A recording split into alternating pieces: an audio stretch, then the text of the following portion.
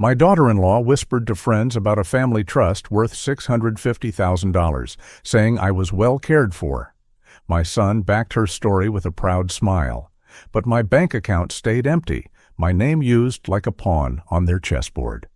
That betrayal cut deeper than any wound. I knew then I had to fight back. You won't believe what happened next. Before we continue, please subscribe to the channel and tell us where you're listening from in the comments. I sat in the quiet of my living room, the clock ticking on the wall like a reminder of every hour I had given away in my life. The house was still, too still. It felt like a museum filled with memories, not a home alive with laughter anymore. My knees ached as I leaned back in my worn recliner, and my eyes wandered across the room, falling on the old photo frames that lined the mantel. My son's graduation cap, his wedding day smile, the family Christmases when the tree glowed so bright we could see its light from the street. Each picture carried a price tag in my mind now. Not just an emotional cost, but a number, a dollar amount I had scraped together from a lifetime of sweat. $60,000 for college tuition, the kind of money that had me working warehouse nights with calloused hands and swollen feet. $25,000 more for a Toyota Camry so he wouldn't start his career taking the bus. Another $40,000 for that wedding, the one everyone still talked about, with the champagne fountain and the rented ballroom that looked like a palace. I had believed in those years that every sacrifice would build something lasting. But as I sat alone, I realized those sacrifices had been twisted into a cruel kind of joke. The room smelled faintly of wood polish and old carpet. The afternoon light poured in through the curtains, casting long shadows across the floorboards I had laid with my own hands.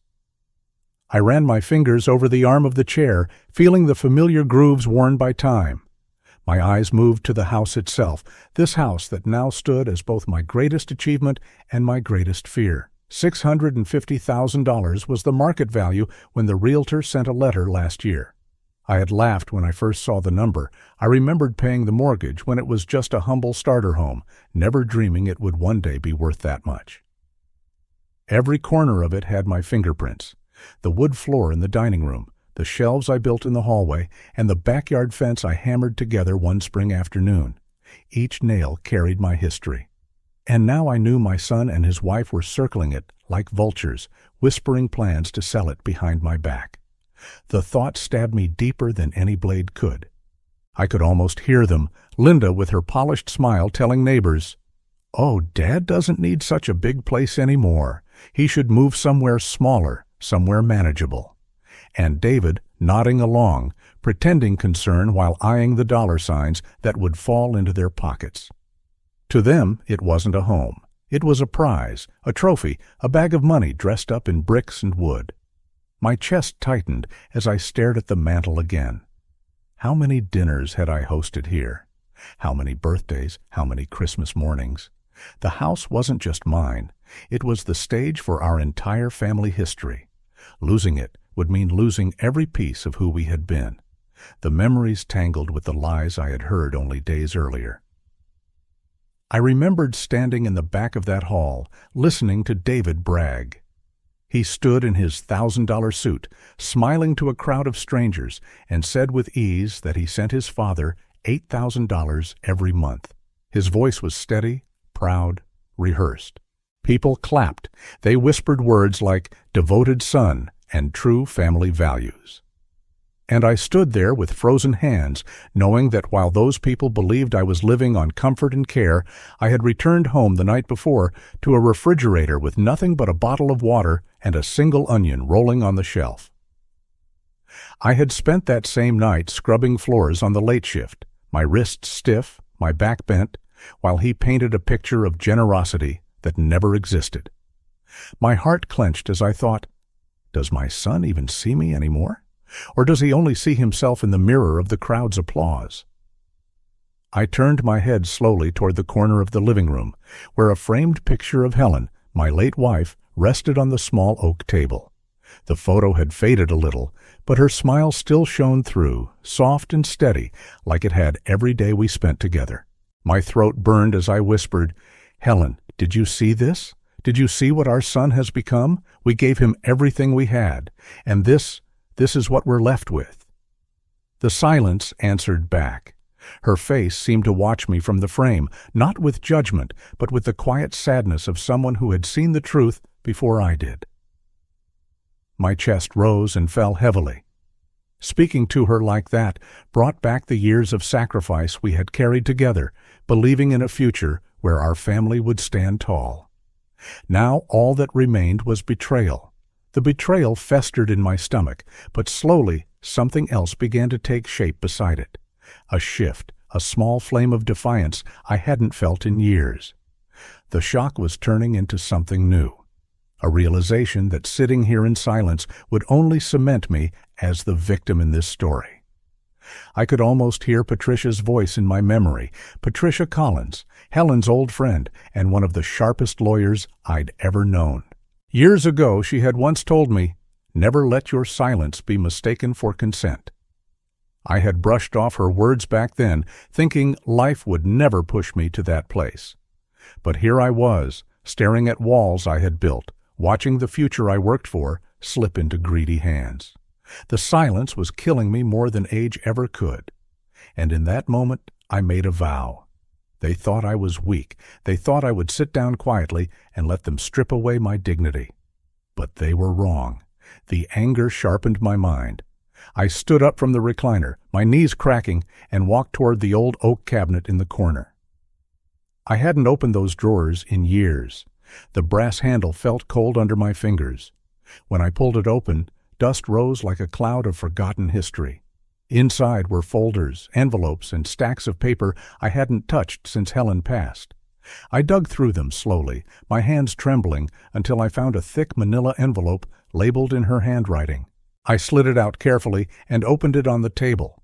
There, inside, was the old life insurance policy, the deed, the documents that still carried my name, Robert Hayes, in black ink. Not David's, not Linda's, mine. I ran my hand over the letters, feeling the indentation of the pen strokes like they were carved into stone. This was proof that the house, the sacrifice, the years, they belonged to me, not to the lies being spun in public. My heart pounded as I realized this wasn't just paper. This was my weapon. The room felt different as I sat there staring at those documents. The air was heavier, yet I felt lighter inside. It was as if I had discovered a lifeline, a reminder that I was not powerless. For the first time since hearing David's words on that stage, I felt the balance tip, even if just slightly, in my favor. They could lie, they could whisper, they could plan in the shadows. But the truth was written here, in black and white, waiting to be used. I whispered again toward Helen's picture. They think I'm done, but they have no idea what's coming. The living room around me seemed to grow alive with memory. The couch where David once sat doing homework, the dining table where Helen laid out Thanksgiving feasts, the hallway where we marked our son's height with pencil lines that reached higher each year. All of it, all of those details, reminded me of what was truly at stake. It wasn't just money. It wasn't just property. It was a legacy. It was the dignity of a father, the devotion of a husband, the truth of a life built on honest work. And as I closed the folder and set it carefully on the table, I knew one thing for certain. Chapter 1. Of this betrayal had left me broken, but Chapter 2 had given me something back. It had given me resolve. The shadows in the room grew longer as the sun dipped lower. I leaned back once more, the papers secure under my hand, and I let the weight of it all settle. The betrayal had been deep, the lies cruel, the greed almost unbearable. Yet in the quiet, I found my footing again. This was not the end. It was the turn of the tide. Soon I would move. Soon I would act. And when I did, they would see that the father they underestimated had more fight left than they could ever imagine. Morning came, and I did not hide from it. I made coffee strong enough to wake the walls and pulled a manila envelope onto the kitchen table like a toolbox. Inside were the pieces of my life that still had weight.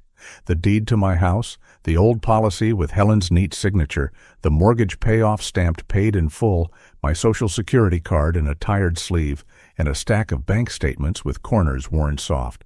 I stared at my name printed in black and told myself out loud, "We begin now." The words steadied the room. I laid the papers in a clean row and felt how different the table looked when a man claims it for work instead of worry. My breath slowed. My hands quit trembling. I reached for the phone. It felt like picking up a hammer. Patricia answered on the second ring and said my name softly, like she was steadying a ladder. I told her everything without dressing it up. I told her about David's speech in that $1,000 suit, the one where he smiled into the cameras and promised that I received $8,000 every month. I told her about my refrigerator that held water and one onion. I told her about the house the county valued at $650,000, the same home where I installed oak floorboards board by board. She gave me steps I could hold like tools. Place fraud alerts with all 3 credit bureaus today. Call the bank, flag every account with my name, and review transfers labeled Care, Support, Trust, or HB. Ask for printed statements for 24 months. File a homestead notice and a cautionary affidavit with the county clerk. Meet her that afternoon to sign a limited authorization so she could request records. Do not confront anyone until the ground under my feet is solid. Protect, prove, act. I called Equifax, Experian, and TransUnion. The language felt new, but I kept it simple. Please place a fraud alert. I am a senior. There may be abuse tied to my identity. I read numbers slowly, answered questions, and asked for confirmation emails. When those emails landed, I printed them and slid them into a fresh folder labeled Today in thick pen. The printer's warm paper felt like a small victory. Then I called the bank using the number on my card and asked for a supervisor with the authority to flag accounts. I said the number that gets repeated in rooms with chandeliers, $8,000, and asked the woman to show me where that money touched my life. She opened a case and gave me a ticket number. I wrote it down like a man taking down a license plate. I did not stop with the phone. I drove to the county clerk's office, a square building with glass that needs a better wash. I carried the deed in a plastic sleeve, paid $57, and filed a homestead notice with a cautionary affidavit. The clerk stamped the paper with a round blue seal that sounded like a small gavel. She slid me a receipt with the date and time. I put it in my shirt pocket where I could feel its edge as I breathed. In the parking lot, I told the winter air, I am not alone. At 2, I climbed the stairs to Patricia's office. The hall still smelled faintly of lemon cleaner from when the building had been a bank. Patricia had a stack waiting, a letter to my bank requesting hard copies of every check with my name, front and back, a letter to the mortgage company confirming payoff, and a letter to the county appraiser noting my homestead claim. Then she set a narrow document with one signature line in front of me. "This lets me request records," she said. "You stay in charge." I read it, asked if it helped us move faster, and signed. We built a packet like 2 carpenters. She clipped my documents and added a list of next steps. Request ATM footage if withdrawals matched labels like RB Care or HB Support. Run a record search for any trust using my initials in connection with charity or care. Track any invoice that used my name in a narrative line. "We won't chase rumors," she said. "We chase paper." Before I left, she reminded me to keep my voice calm and my door shut to anyone carrying a document. On my way home, I stopped at my branch. The manager, a young man with careful hair, scrolled through my account and printed 2 ledgers, one for the last 12 months and one for the 12 before. He slid them across the desk like they might bite. "No monthly pattern," he said. "A holiday deposit here, a birthday deposit there, but nothing like $8,000 each month." He pointed at a $500 line and shrugged. I said the word generous to myself, felt how small it sounded, and took the pages. Back in my kitchen, the blinds threw thin stripes of light across the table. The house did not feel like a museum anymore. It felt like a workshop. I fried 2 eggs and ate them with toast, standing by the sink the way a man eats when he wants the plate clean and the mind clear. Then Linda's name lit up my phone. I could have let it ring. I pressed accept. Her voice was sweet. She said she and David worried and invited me to their guest room. I told her I was sleeping fine in my own bed, in my own house. I added, "Funny thing, I keep hearing I receive $8,000 every month. You would think the lights would pay themselves." The pause on the line lasted long enough to count. Then Linda laughed, light and empty, and said, "Finances can look different on paper." I told her paper, and I had been getting acquainted all day. She said we should talk in person and not make a fuss. I said there would be no fuss, only facts. I ended the call before she could place cushions under the truth. My hands were steady. By evening, Patricia texted an address and a line, "Country Club on Garland Road. Be a guest. Slow steps." She added, "Jennifer will be there." I ironed a clean shirt and polished my old shoes with a washcloth and dish soap, the way my father taught me when I was young and wanted to look like a man. I put my folder into the satchel and told Helen's picture on the mantel, "I'm stepping into the light." The frame clicked softly when I set it back, as if she was nodding. The parking lot glowed with tall lights that made the night look like a stage. Inside, the carpet swallowed sound, and the air kept that careful chill rich rooms love. The band played songs from a kinder time. I knew 2 faces and 100 types. I sat near the back and set the satchel between my shoes. Patricia crossed the room with a small smile and whispered, "Slow steps. Your words know where to go." Jennifer passed with a nod, all calm attention. I folded my hands and waited. Salads came, glasses tilted. The club manager warmed the crowd with a traveling joke. Then a man I did not know stood without waiting for permission. He lifted his glass and said he had a word before the program. He told the room he had signed a pledge years ago to something called HB Trust. He said it used my name, Robert Hayes, and promised to fund elder care. He said he had given a significant amount and had never seen a filing or a board list. He hoped I knew. He hoped it was legitimate. HB, Helen Brown, Robert Hayes. The letters belonged to us. If someone had built a trust around those letters and pulled money with my name, then the story about $8,000 a month was not one crooked line. It was a web. Shame tried to climb my shoulders. Clarity pushed it off. I placed my palm on the satchel and looked at Patricia. She held my eyes and gave one slow nod. No panic. Agreement. It was time to stop letting other people tell my story. The club manager tapped the microphone and called for the host.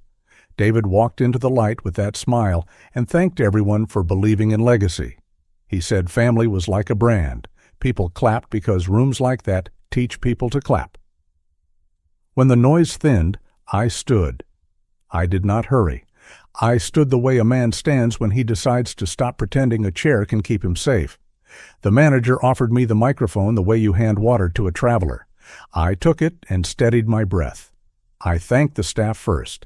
I thanked the servers who carried heavy plates without a sound, the band who borrowed air from a happier hour and shared it, and the crew who placed the chairs until the room looked like a picture. Faces softened. Gratitude costs nothing when it is not meant for you. Then I told them what I had heard months ago in that very room, the story of $8,000 landing each month. I told them what I went home to that night, the onion and the water, the cold car seat. I said I had asked to see the paper, not promises. I said I had looked for deposits with my name, not somebody else's. I said I had found checks written to a woman whose name was not mine, checks called support for me.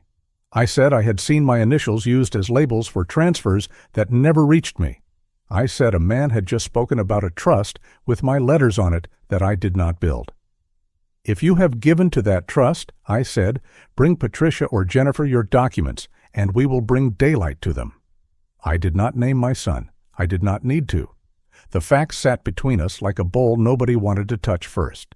Then Margaret Wilson, whose picture I had seen in the paper, asked from her chair without standing, "Is it true? Do you actually support your father?" The room pulled its breath tight. David filled the air with words that had no blood in them. Complex, strategic, fiduciary. He did not say yes. I made it plain. "Tomorrow morning," I said, "come with me to the bank and ask the teller for deposits." "If I am wrong," I said, "I will come back and apologize to each of you. If I am not wrong, then we need to talk about what care means when nobody is watching." The silence that followed felt clean, like air after a storm. Linda rose and tried to wrap the moment in silk. She said, "Families have seasons." She said, "Elders forget details." I told her I forgot where I parked. I do not invent bank statements. Phones rose across the room, faces lit blue by screens. The band held their instruments like hats in church. David drew close and told me to step outside and talk like men. I said I had made myself small and safe for years and was finished with small. I said I would step outside when I was done. I handed the microphone back and sat down. What mattered next did not happen on stage. It happened at the tables, in the corners, in the whispers that sound like tides. A man pressed a card into my hand and said his firm did forensic accounting. A board member said she was suspending a sponsorship. An older couple apologized for clapping when it felt good to clap. I went home to a house that sounded like it had exhaled. I put water on the stove and laid the documents out one more time. I wrote the names of the people who spoke, the sentences that mattered, the shape of the silence when truth entered, and did not apologize for its shoes. I wrote one sentence for myself and said it twice.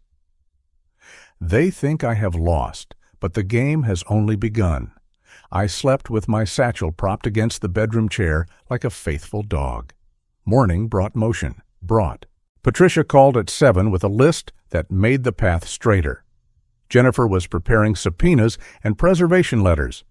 We would need sworn statements from the man who spoke about HB Trust and from any donor who had paperwork. I was to meet Patricia at 10 to sign an affidavit. I ate oatmeal, put on the same polished shoes, and drove to my branch first. I asked the manager for a signed letter confirming there were no deposits remotely resembling $8,000 a month. He nodded, typed, printed, and signed. The letter was brief and honest. I placed it behind plastic like a photograph. At Patricia's office, I swore to what I had said the night before. My hands did not tremble. She asked for details that most people forget: the carpet color, whether the band took a break, and how many servers lined the wall. Details teach a jury the difference between a story and a life, she said. Jennifer arrived calm and thanked me for keeping my voice even. A steady witness carries far. She asked if I had ever authorized a trust using HB. "Never," I said. She wrote the word "never" in careful print. After lunch, I parked by the church on the corner and sat with the engine off. I talked to Helen the way I have since she died, quietly and plainly. I told her the house still smelled like lemon oil and dust, like Sundays and sawdust. I told her I had held our name like a small flame and would not let anyone use it to light a lie. The sun from the stained glass made a bright patch on the dashboard. If you're still watching and find this story interesting, please comment one below to let me know you're here with me. Then the phone buzzed with a number I did not recognize. I let it go to voicemail and listened. It was David, the version that calls when cornered. He said I was hurting his business, that donors were skittish, that investors needed reassurance. He said I should be a father and help him fix the narrative. I stared at the steering wheel and thought about that word, narrative. Life is not a narrative. Life is receipts. Life is signatures. I did not call back. I forwarded the message to Patricia for the file. Toward evening, Linda tried again. Her text was honey. She said we should resolve family matters within the family. I looked at the message until the words stopped meaning anything. Then I typed the line that would have frightened me last week and felt right today. We can resolve it with the paper. She did not reply. I cooked a simple supper and washed the dishes slowly, the way you wash when you are letting your mind settle into its new shape. After the kitchen was clean, I opened the satchel again. 2 days later, I met Patricia and Jennifer at the courthouse to file my affidavit. The hallway smelled like paper and coffee left too long on a hot plate. On the way out, a man stopped me and said he had recognized me from the club. He said his mother lived on a fixed income, and my words had sent him to her bank. He said he found withdrawals he could not explain. He asked who to call. I gave him Jennifer's card and said the line that has become mine: "Silence helps no one but the thief." That evening, I attended a smaller event because the man who had spoken about HB Trust promised to bring copies. He did. He handed me pledge pages with HB Trust across the top, my initials in bold, my full name in the description, and a post office box I had never seen. Patricia looked at the pages and nodded. "Every line like this draws our map," she said. "Every map has a center." I knew what she meant. The center was my name. The next morning, we would ask the post office for the box registration card. When I got home, I slid the pledge copies into sleeves and made a fresh list for tomorrow. Call the post office for the box information. Ask the state for any registration using my initials inside a name. Ask the bank's legal department for copies of any instruments that use the phrase "care account." Add event planners to preservation letters if their invoices used HB support in the subject line. As I wrote, I felt something inside slide into place, the way a chair leg finally finds the floor. I slept with a peace that comes when a man knows what to do at dawn. In the morning, I signed a thin stack of envelopes Patricia had prepared. They were addressed to the bank, the post office, the state, and 2 vendors whose records mentioned HB. I read each one aloud and signed my name slowly, as if the ink itself was claiming ground. Patricia sealed the last envelope and said, "This is the small hinge that opens the big door." I put the stack into my satchel and walked into the sunlight, ready to move. On the way home, my phone chimed with 2 emails that felt like doorways. The first was a confirmation from the clerk that my homestead notice had been posted officially to the public record at 9:02 a.m., with my name and the legal description of the house I built board by board.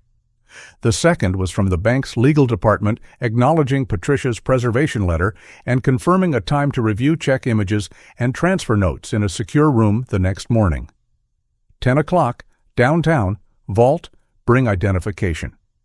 Patricia called later and said Jennifer had filed 3 subpoenas, one to the P.O. box, one to the event planner, and one to a payment processor tied to HB entries. "You will not walk in alone," Patricia said. I stood at the kitchen window and watched the street turn gold. I felt fear, yes, but it stood behind resolve like a shadow.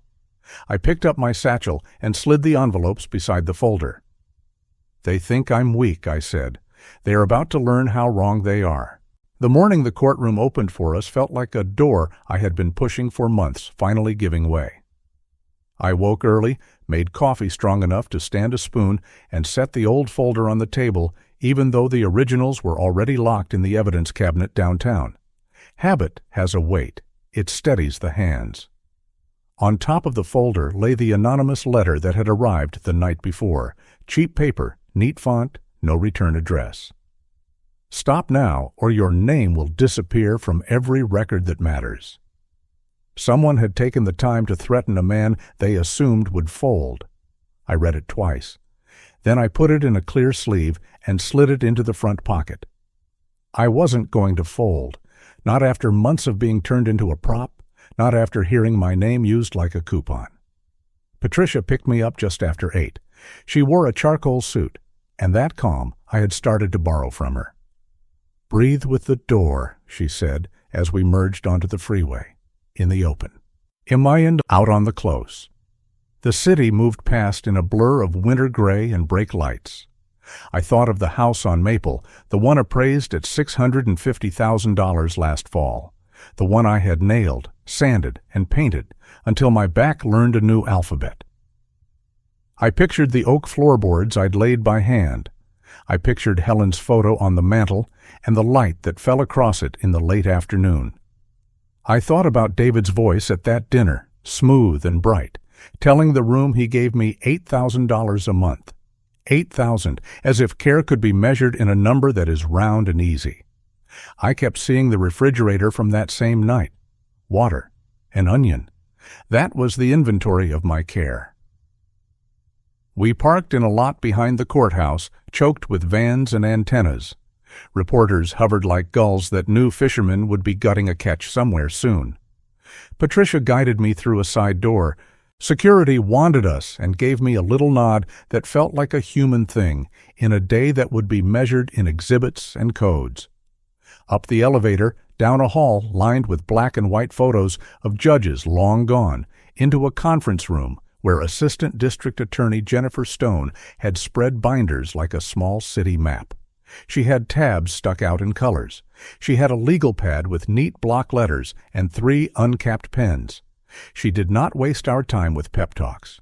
She didn't need to. She pointed to tabs, transfers, emails, the bank video, the HB Trust paperwork with my name spelled correctly and everything else wrong.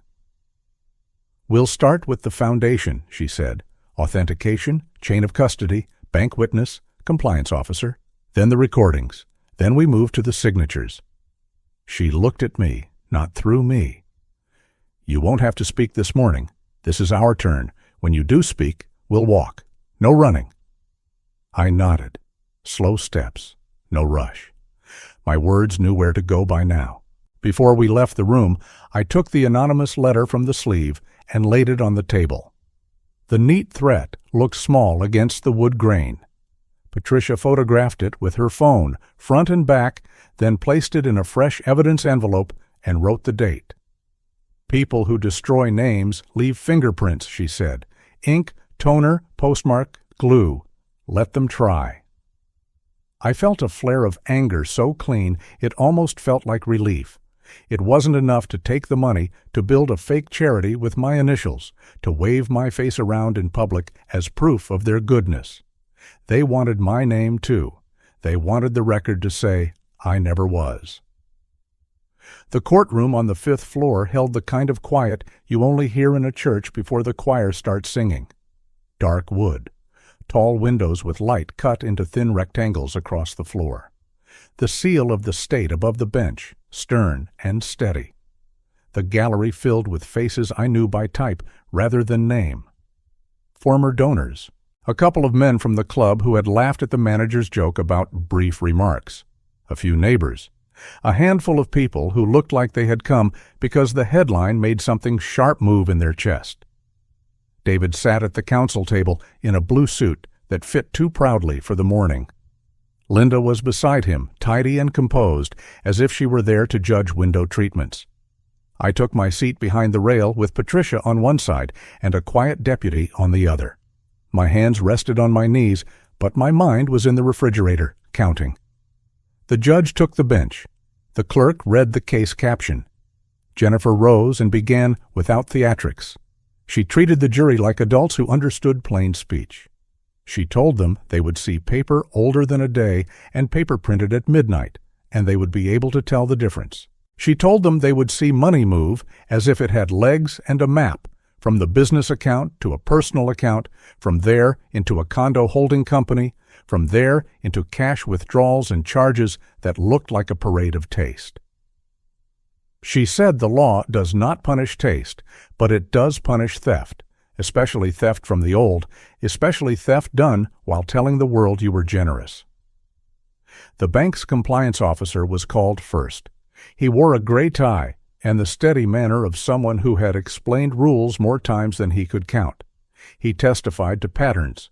Regular transfers were scheduled the day before public events where David claimed generosity. Internal flags cleared after brief calls from a number linked to Linda's phone. He explained what it means when an account labeled Care feeds a card used at a luxury boutique and a private wine club. He never raised his voice. The numbers did that for him. Jennifer moved him through statements that stacked like planks, each laid down until a bridge formed. "Does this ledger reflect $8,000 deposited to Mr. Boyd every month?" she asked. "No," he said. "It reflects approximately that amount moved out of a company account and into Mrs. Boyd's personal account from which unrelated expenses were paid. Next came the branch manager from the day the forged signature authorized an automatic transfer to the fake HB Trust. She described the procedure. She described the notary stamp later found to belong to a contractor whose employment had been terminated for irregularities. Then Jennifer rolled in the small cart with the monitor and played the video. I watched myself not appear. There was the glass door, the desk with the fake fern, the timestamp, and then Linda in a camel coat, hair pinned back, a smile that never reached her eyes. She signed something. She glanced up as if to make sure the air approved. She tucked a strand of hair and left. A juror in the front row leaned forward an inch and then sat back as if remembering not to lean. Jennifer introduced the HB Trust documents. The name, my name, sat on top, like icing over poison. The charter language looked polished, charitable, full of words like support, dignity, and honor. The bank officer explained how the trust never existed outside of a spreadsheet that had been created the night before the club dinner. He pointed to metadata. He pointed to a printer log. He pointed to a typo that appeared in an email and reappeared in the charter. Linda looked down as if her lap might offer a different version. The forensic document examiner took the stand with a binder of magnified loops and lines.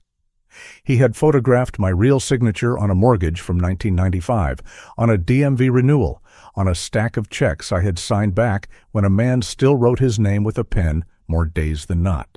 He compared those to the transfer authorization. He showed how my hand always lifted just slightly on the last letter of my last name, and how the forged version drove the pen flat like a stranger wearing my shoes and not knowing where the toes end. He measured angles and curves as if feelings could be weighed. He made the forgery look clumsy, not in the stroke, but in the assumption that nobody would ever look this closely. During a short recess, Patricia leaned toward me and whispered, "Slow steps." I nodded. I watched David retreat to a corner with his lawyer, talking fast, shrugging, hands opening and closing as if catching reasons and finding only air. Linda sat very still, then very suddenly dabbed at her eye, a small motion that in other rooms had earned her sympathy. The gallery rustled with the sound of people trying not to talk about what they were thinking. When the judge returned, Jennifer asked to admit a series of text messages gathered by subpoena from a cloud backup. The judge asked foundation questions. The answers laid a path. The messages appeared on the screen, white bubbles, blue bubbles, the simple modern handwriting of people who think words vanish when sent. "Keep the parent support number stable," one said. "Move actual to S," another said. "He will never check." The last one landed like a punch you see coming and cannot duck. "Your dad is finally useful." Nobody coughed. The jury's faces stayed where faces go when they decide to listen with more than ears. If you're still watching and find this story interesting, please comment too below to let me know you're here with me. The defense stood and tried to move the frame. They said businesses are complex. They said families are messy. They said I had received gifts on holidays, which was true. They said I had memory lapses, which I did not. They called an accountant who had done seasonal work for them and tried to explain everything as a tidy misunderstanding, a matter of mislabeling and unfortunate optics. On cross, Jennifer showed him the spreadsheet metadata again and asked one question in a voice as soft as felt. "Do misunderstandings usually require forged signatures?" He started to answer and then stopped in that way people stop when a sentence won't let them out.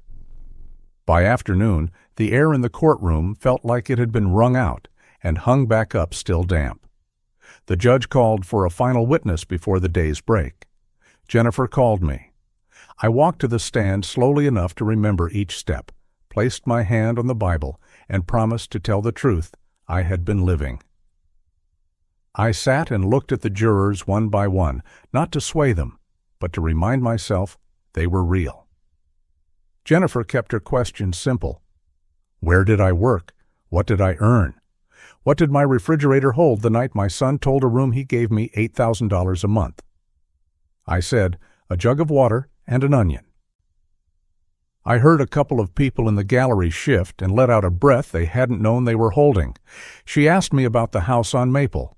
I told them about the floorboards, the sweat, the way light comes through the east window in winter and finds the picture of Helen, my wife, and makes it look like morning even at 4. I told them I had wanted that house to be a place my son could bring his own son someday. I did not say the sentence I had been saying inside my head since dinner. I did not say I am done being useful only as a story. Then she showed me the anonymous letter. She held it with a gloved hand and asked me if I recognized it. I said yes. She asked me how it made me feel. I said, small for a minute, then angry, then steady. The jury watched my face the way people watch the ocean when it changes color. The judge accepted the letter into evidence over a defense objection and instructed the jury that they would hear more about its provenance later. My job, for now, was done. The defense declined to question me right away and asked to reserve it for later. I stepped down and returned to the pew, passing within a few feet of David. He did not look up. I could see the muscle jump in his jaw, the same way it had when he was a teenager trying to hold back a lie about a broken window. Linda sat with her eyes fixed on a middle distance, as if all of this might become a story she could retell with her favorite adjectives in a better room. After the break, the judge allowed closing arguments for the day's evidentiary phase. Jennifer stood with her palm on the edge of the table, quiet for a breath, and said, "Ladies and gentlemen, the law is not a poem, but sometimes it rhymes. We told you there would be paper older than a day and paper printed to prop a lie. You saw both. We told you money would move like water. You watched it flow. We told you a name would be used like a tool. You saw the tool in the defendant's hands." She sat. David's attorney followed with words that reached and brought back only air. The judge charged the jury the next morning after a night where sleep came in pieces. I sat in a hallway chair with a styrofoam cup of coffee and listened to the hum, the elevator's opening, the murmur of voices, the building breathing. Patricia reviewed the possible outcomes with me, without drama. "We can't hold the verdict in our hands yet," she said, "but we can hold our posture." I nodded. Posture is a choice. We were called back in after lunch. The jury filed, faces unreadable. The clerk asked if they had reached a verdict on all counts. The foreperson, a woman with salt hair and a posture like a retired teacher, said they had. Time slowed the way time does when something you have been walking toward for months stands up to meet you. The clerk read, "Guilty of elder financial abuse.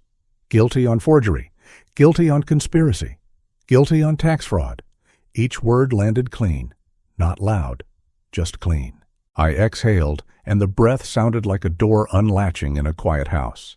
David's face went blank in the way faces go right before they fold. His mouth opened as if to shape a reason, then closed. He looked for something to hold on to and found only the edge of the table. Linda's shoulders dropped and then squared back up, pride fighting fact and losing. One of David's partners in the third row stood and left without making a sound. Another stared at his phone as if it could open a door in the wall. The judge thanked the jury and set a date for sentencing. He denied a motion for immediate release pending appeal and set conditions that sounded like the list of ways you promise not to run when you finally see the fence. When he finished, the rustling of bodies stood in for applause. People do not clap in rooms like this. They gather their bags and stand and adjust their scarves and leave with faces that have learned something about the way paper and truth meet. We met Jennifer back in the conference room. She had already begun the work of turning verdicts into steps. "Restitution hearing," she said, tapping a calendar. "Lien on the condo. Motion to secure the Maple property from any transfer. Formal request to freeze the remaining $142,000 in the personal account we traced." She looked at the anonymous letter again and said the postal inspector had ideas. I felt tired in a good way, the kind of tired a man gets after a long day of honest labor when the ache means the job is done. On the way out of the building, we passed David in the shadow of a column. His attorney was on the phone. Linda had already been escorted toward a side elevator. David looked at me. For a second, he was 8 again, trying to hide a frog in his pocket from his mother. Then he was a grown man who had used his father's name like a crowbar. "Dad," he said, and there it was, the word that had lifted me and cut me, often in the same hour. I waited. "I never meant for it to go this far," he said. The sentence hung between us like a wire you don't touch. I thought about the wire anyway. I thought about names and ledgers and a refrigerator that had nothing but water and an onion. "The law will say how far it went," I said. It was all I could manage without walking backward into old habits. That night at home, I set the folder on the kitchen table where the light makes a soft square at 5 o'clock. I took out the anonymous letter and read it again. It did not hit as hard. It was just paper now, someone's small idea of power in a world where power wears better clothes. I slid it back into the sleeve. I made soup and ate it with a spoon that had a dent in the handle where Helen used to tap it against the pot to make me laugh. I cleaned up and wiped the counter the way I had in 100 other kitchens over a lifetime of work. The house was quiet. The quiet felt earned. The next morning, we met in Patricia's office, a space with a view of a slice of downtown and a potted plant that had learned to live with too much air conditioning. Jennifer arrived with a stack of affidavits and a list of tasks. We signed what needed signing. We asked for what needed asking. We followed the slow dignity of the machine. The law becomes when it stops chasing and starts counting. Halfway through the meeting, Patricia's assistant brought in a tray with coffee and paper cups and a plate of cookies nobody touched. The cookies sat there like a picture of normal life. We were almost finished when my phone buzzed. It was a number I didn't recognize. I let it go to voicemail and listened. A board member from one of David's ventures. His voice was cool and careful. He said they were suspending him from all duties pending review. He said he hoped I would accept their apology. I set the phone down and looked out the window at the slice of sky. Clouds moved like ships. I didn't feel triumph. I felt the balance begin to return to a place where it had been missing. Around noon, Patricia handed me an envelope.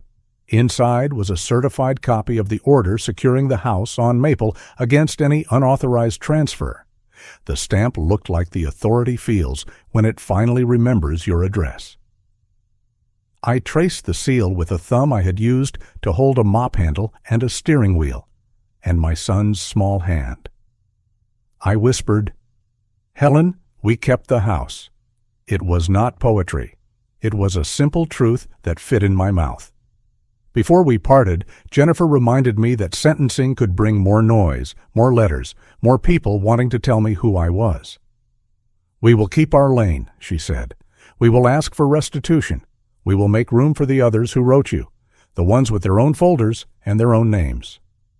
I told her I would be ready. Slow steps, no rush. Let the light do its work. If you're still watching and find this story interesting, please comment 3 below to let me know you're here with me. What we did in that room didn't erase the months of hunger and silence, but it put a stake in the ground, a line my name could stand behind again, for good. If you're listening to this and something in it hurts in the same shape as you're hurt, I know how heavy that is. Being unseen in your own story is a hard thing. If you believe every person deserves to be seen and to be treated as worthy, type the word justice in the comments. Say it for yourself. Say it for the next person. Now let's see what we do with the days after this, because the verdict is only the beginning of repair, and I intend to repair what can be repaired and let go of what can't. The verdict came down like the closing of a heavy iron gate. I could almost hear the sound echoing in my chest when the judge's voice declared the sentence. 18 years for David. More for Linda, the court recognizing what I had known all along, that she was the hand steering the knife, even as my own son held it. In that moment, I didn't feel triumph. I didn't feel vengeance. I felt something quieter, like air finally flowing into a room that had been sealed too long.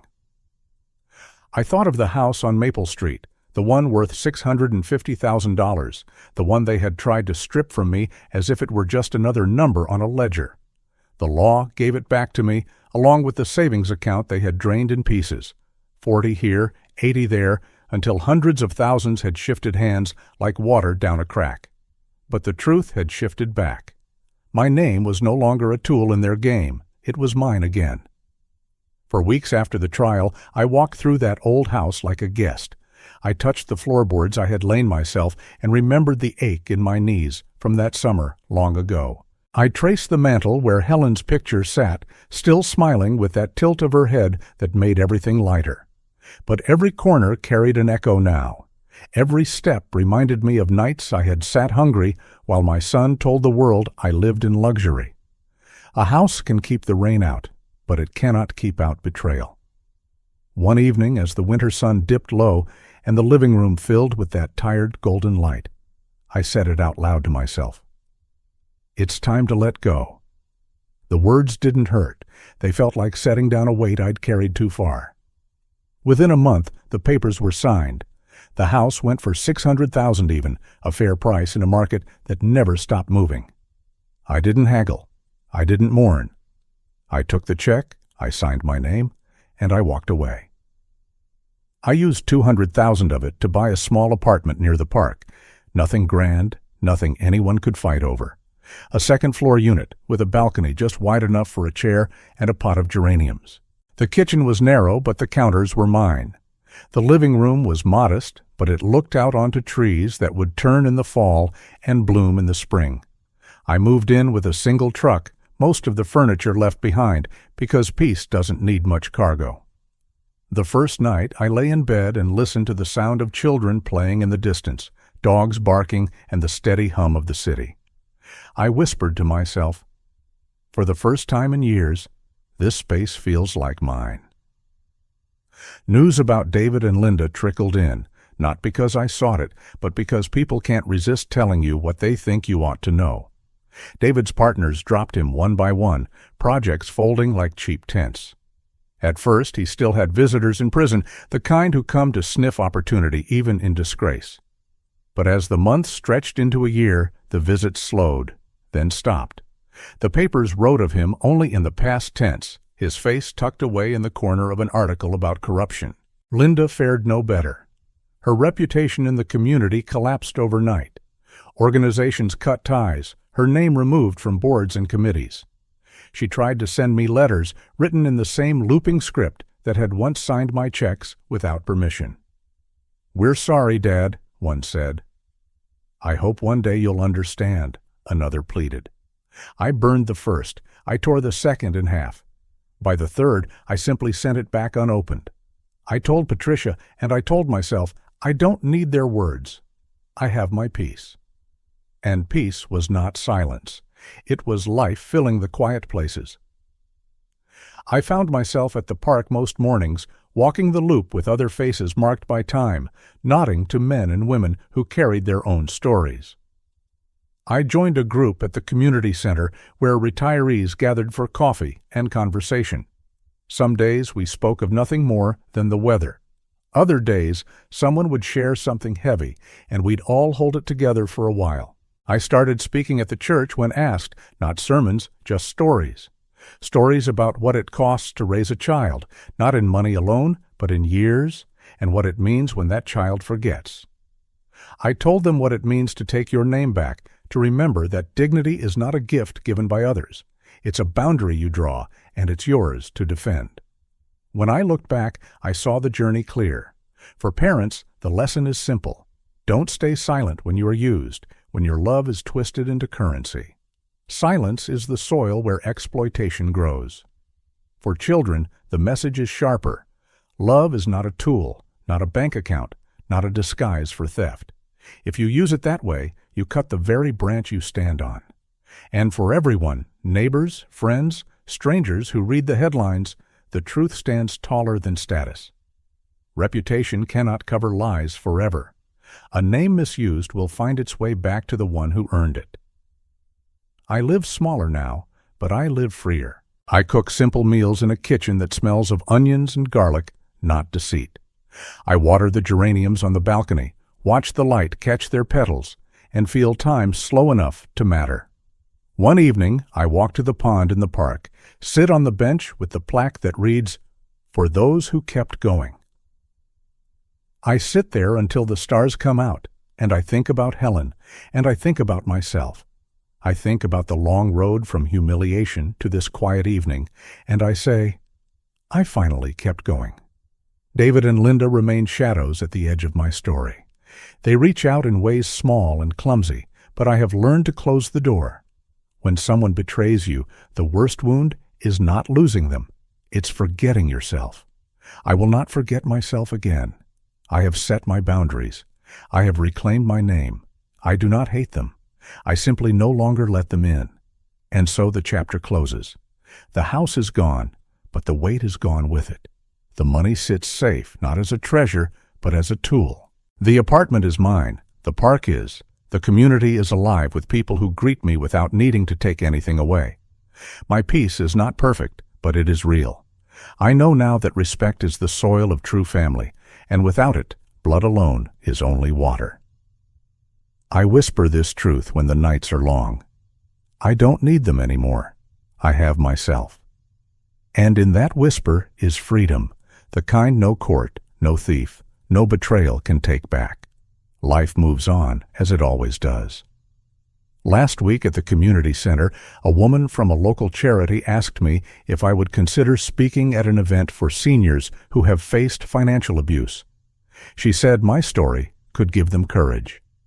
I looked out the window at the park trees, green and steady, and I felt something stir.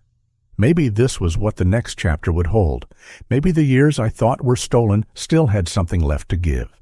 And so I stand ready, not for another fight, but for a different kind of work. One that builds instead of defends. One that gives instead of guards. One that proves even betrayal can bloom into purpose. Because peace is not the end, it is the beginning of what comes next. And I intend to walk into it, step by step, with my head high. I wake each morning to the same view now, but it never feels the same. My little apartment, bought with $200,000 from the sale of the house, faces a park where the light changes every hour. The sun spills over the balcony at dawn, and by afternoon, the shadows of oak trees stretch across the grass. I keep a row of geraniums in terracotta pots, red and bright against the pale railings. They need little care, only water and a touch of trimming, yet they reward me every day with their color. I think that is how peace works. It doesn't ask for grand gestures, it asks only for attention, and in return it blooms. The days have fallen into a rhythm. I walk each morning with a group from the community center, men and women like me, carrying stories too heavy to keep alone. Some lost spouses, some lost savings, a few lost both. We talk in short sentences, pauses filled with footsteps and birdsong. No one rushes to solve the other's pain. It is enough that someone listens. After the walk, we share coffee in the recreation hall, where sunlight filters through dusty blinds. I never used to talk much, but now, when someone asks about my story, I tell it. I tell it not to shame my son or his wife, but because truth, once spoken, no longer has the power to choke me. I speak, and I breathe easier. It surprised me the first time someone said thank you. An older woman, her hair a silver braid over her shoulder, stopped me after one of those talks. She pressed my hand and whispered, "Because you told your story, I dared to confront my own son. He had been taking my pension for years. I thought I had to stay silent, but I filed a claim. I'm not invisible anymore." Her eyes shone with something between sorrow and relief. In that moment, I understood that my pain had been recycled into something useful. My betrayal had become another person's light. I went home that day and stood on the balcony, staring at the red flowers, and said to myself, I was not erased. From time to time, letters still arrive. David writes from prison. The words are clumsy, weighed down by regret, but not enough to erase the past. He says he is sorry. He says he wishes he could undo it all. Linda's attempts are more roundabout. She sends messages through people we both once knew, people who hesitate before repeating her words. I let the words fall where they are spoken. I answer no letters. I return no calls. I told Patricia once, and I tell myself often, I don't need their apologies. My silence is my answer. Boundaries are not cruel. They are the final form of love for oneself. I have learned that peace does not come from winning a courtroom or holding a deed. It comes from knowing you no longer owe anyone your silence. It comes from understanding that you can walk away and still stand tall. For parents, the lesson is this: do not surrender your voice to those who mistake it for weakness. Speak, even if your voice shakes. For children, the lesson is harsher. Love is not a ledger. It is not a right to plunder what was built with sacrifice. If you use it as a tool to steal, you break it beyond repair. And for humanity itself, the truth is clear. In this modern world, where names can be twisted and reputations sold, integrity remains the only currency that cannot be counterfeited. One evening not long ago, while I was leaving the church after giving a short talk on resilience, I found a small envelope tucked into my coat pocket. There was no name, just the word "thank you" written in shaky handwriting. Inside was a folded piece of paper, no more than 2 sentences long. Your story gave me hope. I am not ashamed anymore. I held it for a long while, standing in the cold air outside, the steeple lights glowing above me. I didn't know who had written it, and I realized it didn't matter. Sometimes we do not need to know the face of the one we help. It is enough that help was given. David, I hear, has settled into prison life, no longer a headline, no longer a man of influence. He teaches a class now, they say, to other inmates, trying to salvage some sense of purpose. Linda, stripped of her titles and her circle, moved into a small rental far from the city. She is still seen at grocery stores, alone, carrying discount bags. These images reach me in whispers, in stories shared by others who know I no longer seek news but cannot avoid hearing it. When I hear these things, I do not feel triumph. I feel distance. Their downfall is not my victory. My victory is this balcony, this chair, this park, this peace. The contrast is sharp, and I let it stand. My world is smaller now, but it is mine. Theirs is wider in memory, but empty in truth. They are bound by regret. I am unbound. The days close softly here. I sit in the park often, the bench worn smooth by years of use, watching children run with kites. The strings shimmer in the sun, pulling bright cloth against the sky. I watch the kites dip and soar, and I think of my own name, once tugged in every direction, now steady again in my own hands. I whisper into the evening air. A name is the only wealth that must remain yours, and I've taken mine back. Each night as I close the window and draw the curtains, I remind myself of the final truth. Self-respect and truth are the only legacies no one can steal. Money can vanish, property can be forged, even love can be twisted, but character stands when all else crumbles. That is the inheritance I give to myself, and if anyone ever asks, that is the inheritance worth passing on. And so my story rests here. I am not a victim anymore. I am not a father erased. I am a man who reclaimed his peace, who drew the line, who found the courage to say no more. And with each sunrise over the park, I know that every day is proof I chose right. The story has come to an end. I hope it has brought you valuable lessons and insights. If you enjoyed this content, please like, share, and subscribe to the channel so you won't miss the next video. Goodbye, and see you again.